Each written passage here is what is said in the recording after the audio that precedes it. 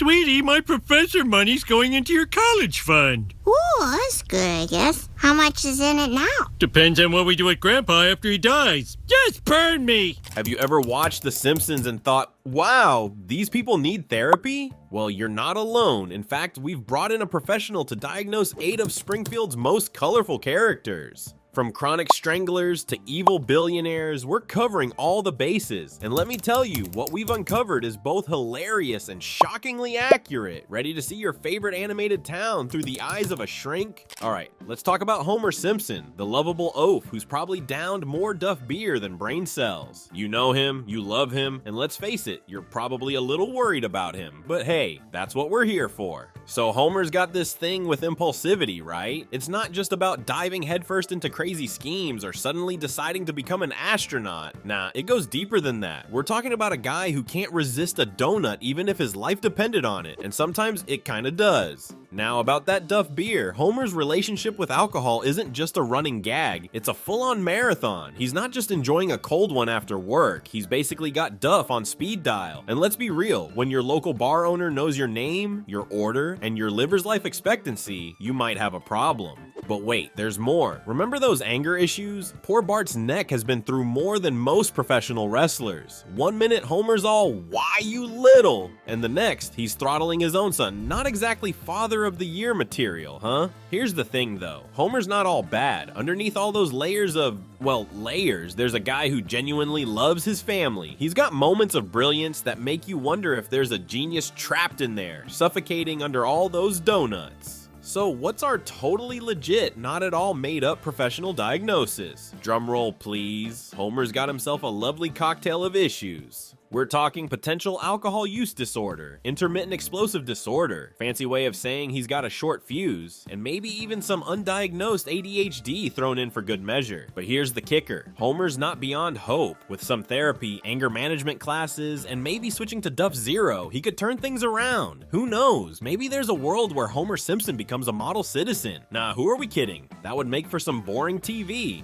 Alright, let's shift our focus to the blue-haired matriarch of the Simpson family. You know Marge, right? The one with the voice that sounds like she's been gargling gravel since birth. Well, it turns out there might be more to her than meets the eye, or ear in this case. Now on the surface, Marge seems like the perfect wife and mother. She's always there with a comforting word, a home-cooked meal, and enough patience to deal with Homer's shenanigans. But what if I told you that all this goodness might actually be a sign of something not so good? Let's start with that voice of hers. You might think it's just a quirky character trait, but our expert psychiatrist has a different take. They suggest it could be a manifestation of long-term stress and anxiety. I mean, can you blame her? Living with Homer would make anyone's voice a little raspy. And speaking of living with Homer, let's talk about Marge's unwavering support for her husband. Sure, it seems sweet, but our expert is throwing around words like codependency and enabler. Ouch. Apparently always standing by your man isn't always the healthiest choice, especially when your man is, well, Homer. Remember that time Marge became a cop? At first glance, it seemed like she was just branching out, trying something new, but our psychiatrist sees it differently. They think it might have been a subconscious attempt to gain some control in her chaotic life. Makes sense when you think about it, right? Now, let's talk about Marge's cleaning habits. You might think she's just being a good housewife, but our expert says it could be a sign of obsessive-compulsive tendencies. Apparently, excessive cleaning can be a way of coping with anxiety and feeling in control. Who knew? Maybe we should all be a little concerned about those spotless floors. And don't even get me started on Marge's relationship with her sisters. Talk about a goldmine for our psychiatrist. They're throwing around terms like middle child syndrome and unresolved sibling rivalry. Seems like those family dinners might be more tense than we thought, but here's where it gets really interesting. All these things that make Marge such a great mom and wife, they're also what's potentially causing her the most stress. It's like she's caught in a loop of being too good for her own good. Our expert's diagnosis, Marge might be dealing with a mix of codependency, anxiety, and possibly even depression. Talk about a tough break. Alright, let's turn our attention to everyone's favorite spiky-haired troublemaker. You might think you've got Bart Simpson all figured out, but what if his constant pranks and rebellious attitude are actually cries for help? I mean, this kid's been 10 years old for over 3 decades. That's gotta mess with your head. Right, now we all know Bart as the ultimate troublemaker. His pranks are legendary in Springfield. From prank calling Moe's Tavern to writing on the chalkboard every day after school. But our expert thinks there might be more to these antics than just a kid looking for laughs. Could it be that Bart's acting out because he's struggling with something deeper?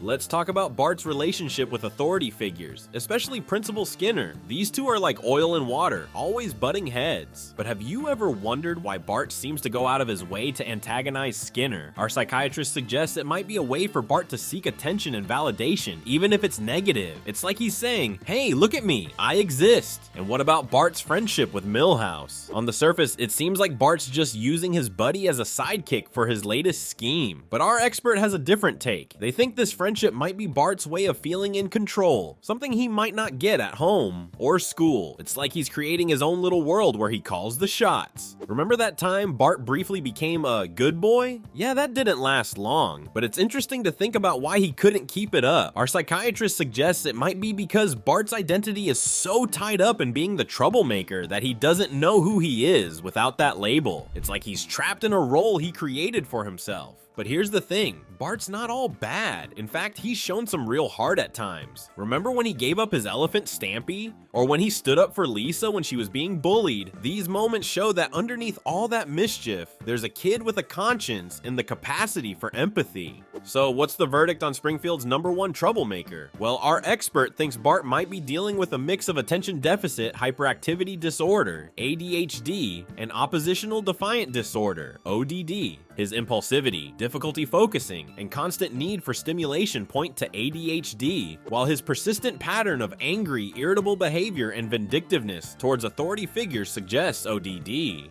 Now, let's shift our focus to the family brainiac, Lisa Simpson, the saxophone-playing, vegetarian-converting, overachieving middle child. You'd think being the smartest Simpson would make life a breeze, but what if Lisa's big brain is actually her biggest burden? Lisa's got a vocabulary that could put a college professor to shame and dreams bigger than Homer's waistline. But behind all those fancy words and lofty ambitions, there's a whole lot of anxiety bubbling up. Remember that time she got so stressed about a test that she actually fainted? Yeah, that's not exactly normal 8-year-old behavior. Let's talk about Lisa's constant need for validation. It's not just about good grades, though she'd probably have a meltdown if she got anything less than an A+.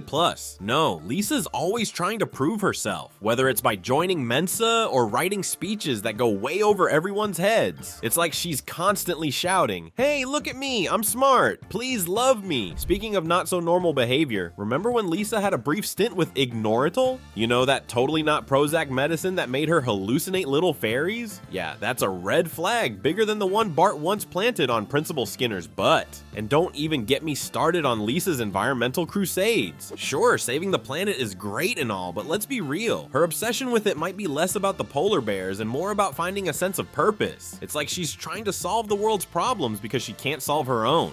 Then there's her complicated relationship with Bart. One minute they're at each other's throats, the next they're teaming up like some kind of dysfunctional dynamic duo. It's enough to give anyone whiplash, let alone a kid who's already dealing with more issues than a comic book store. But here's the kicker. Lisa's intelligence might be her biggest blessing and curse. She's too smart for her own good. Stuck in a town where the average IQ is probably lower than the number of hair spikes on Bart's head. It's no wonder she feels like an outsider most of the time. So what does our professional think about Springfield's little genius? Well, it looks like Lisa might be dealing with a cocktail of generalized anxiety disorder, imposter syndrome, and maybe even a touch of existential depression. That's a mouthful, isn't it? But then again, so is everything Lisa says. Alright folks, let's shift our focus to the tiniest troublemaker in Springfield. You know, the one who's been sucking on that pacifier for longer than some of us have been watching the show. That's right, we're talking about Maggie Simpson. Now you might think that there's not much to say about a baby who barely makes a peep, but our expert has some thoughts that might make you spit out your Duff beer. First off, let's address the elephant in the room, or should I say, the pacifier. Maggie's been latched onto that thing like it's her lifeline. Our professional suggests this might be more than just a cute character quirk. It could be a sign of oral fixation, or even a coping mechanism for anxiety. I mean, have you seen the chaos in that household? I'd need something to suck on too. But here's where things get really interesting. Remember that time Maggie shot Mr. Burns? Yeah, that wasn't just a throwaway gag. Our expert thinks this could be a red flag for some serious aggression issues. I mean, most babies are content with throwing their food on the floor, but Maggie, she's out here playing Grand Theft Auto. Springfield edition. Now, let's talk about Maggie's relationships with her siblings. It's complicated, to say the least. One minute she's teaming up with Bart for some mischief, the next she's matching wits with Lisa. Our professional thinks this could be a sign of an identity crisis. Is she the troublemaker or the prodigy? Maybe both. It's like she's trying on personalities faster than Marge changes her hair color. Speaking of prodigy, what's the deal with Maggie's apparent genius? One day she's spelling out EMCR2 with her blocks. The next she's, well, being a baby. Our expert suggests this could be a sign of asynchronous development. Basically, parts of her brain might be developing faster than others. It's like her mind is running a marathon while her body's still figuring out how crawling works. But here's the kicker: Maggie's silence. Our professional thinks this might be the most concerning thing of all. While everyone's been busy chalking it up to her being a baby, they might be missing some serious red flags. Could it be selective mutism, a language processing disorder, or maybe she's just tired of trying to get a word in edgewise in this family? Alright, time to leave the nursery and head to the executive suite. You think you know Charles Montgomery Burns? Think again. Our professional's about to drop a bombshell diagnosis that'll make you question everything you thought you knew about Springfield's richest resident. Let's start with the obvious. Mr. Burns is loaded, but his obsession with wealth goes way beyond just being a greedy old man. Our expert thinks it might be a way for him to feel powerful and in control. It's like he's trying to fill some kind of emotional void with cold, hard cash. And let's be real, that's never gonna work. Now, remember how Mr. Burns can never seem to remember anyone's name? It's not just because he's ancient. Our psychiatrist thinks it could be a sign of something deeper. Maybe it's a way for him to distance himself from others, or maybe he genuinely doesn't see other people as important enough to remember. Either way, it's not a great look. And speaking of looks, let's talk about Smithers. Their relationship is complicated, to say the least. Our expert thinks it's a classic case of codependency. Burns needs Smithers to stroke his ego and do his dirty work, while Smithers needs Burns to, well, we're not entirely sure what Smithers gets out of it, but it's definitely not healthy. But here's where it gets really interesting. Remember Mr. Burns' obsession with his childhood teddy bear, Bobo? Our psychiatrist thinks this might be a sign of some serious childhood trauma. Maybe little Monty never got the love and affection he needed as a kid, so now he's clinging to this stuffed animal like it's a lifeline. Here's the twist though. Our expert thinks that beneath all that money and power, Mr. Burns might actually be incredibly vulnerable. All his evil schemes and maniacal laughter, it could be a defense mechanism to keep people at arm's length and avoid getting hurt. So what's the verdict? Our psychiatrist is leaning towards a diagnosis of narcissistic personality disorder with a side of childhood emotional neglect. But here's the kicker. They also think Mr. Burns might be dealing with some serious anxiety and depression. Turns out being the most hated man in Springfield isn't all it's cracked up to be. Alright, folks, let's talk about Springfield's nicest neighbor, Ned Flanders. You know, the guy who's so darn cheerful, it's almost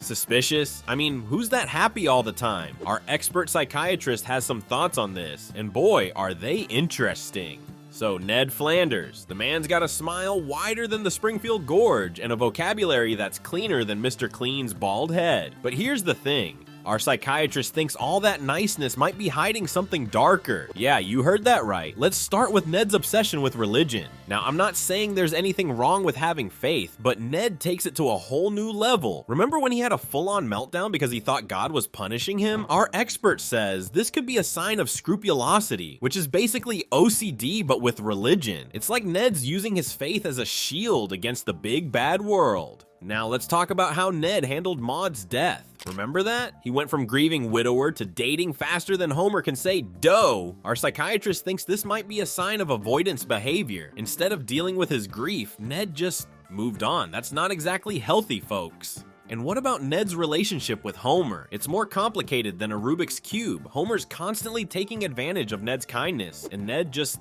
takes it. Our expert says this could be a sign of codependency or even a martyr complex. Ned might be getting some weird satisfaction from being the better person all the time. Let's not forget about Ned's parenting style. Those Flanders boys are so well behaved, it's almost creepy. Our psychiatrist thinks Ned might be using overprotective parenting as a way to control his environment. It's like he's trying to create a perfect little world where nothing bad can happen.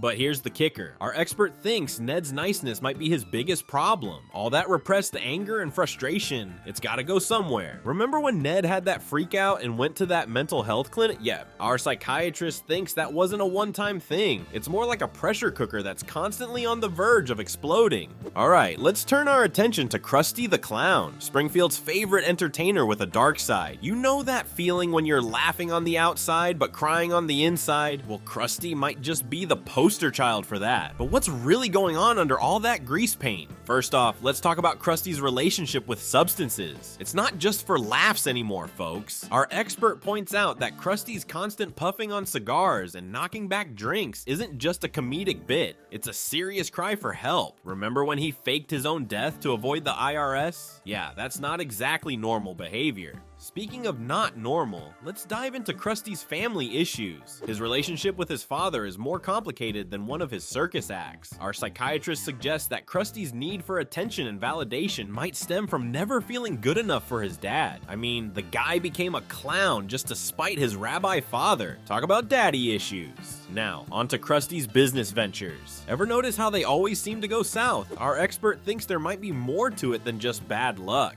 It's like Krusty's subconsciously sabotaging himself. Maybe he doesn't think he deserves success, or maybe he's just addicted to the drama. Either way, it's not great for his mental health. But here's where it gets interesting. Our psychiatrist thinks that Krusty's pain might actually be the source of his comedy. It's like he's channeling all that inner turmoil into his performances. Remember when he did that bit about his pacemaker? Dark stuff, but the audience ate it up. So what's the verdict on Springfield's saddest clown? Are experts leaning towards a combo platter of depression, anxiety, and possibly bipolar disorder? Plus, there's definitely some addiction issues in there. It's like Krusty's got a whole DSM-5 chapter dedicated to him. Well, folks, we've taken quite the trip through Springfield's collective psyche, and I gotta say, it's been a wild ride. Who knew a cartoon town could be such a goldmine for armchair psychiatrists? But here's the thing, maybe Springfield isn't just some wacky place on our TV screens. Maybe it's a mirror, showing us all our own quirks and neuroses. Think about it. We've all got a little Homer in us, reaching for that donut when we should probably grab an apple. Or a touch of Lisa, feeling like the smartest person in the room, but also kinda lost. And let's be real, who hasn't had a Krusty moment, putting on a smile when we're feeling anything but happy? So next time you're watching The Simpsons, remember, you're not just laughing at some yellow cartoon characters. You're getting a free therapy session. Who needs a couch when you've got a couch gag, right?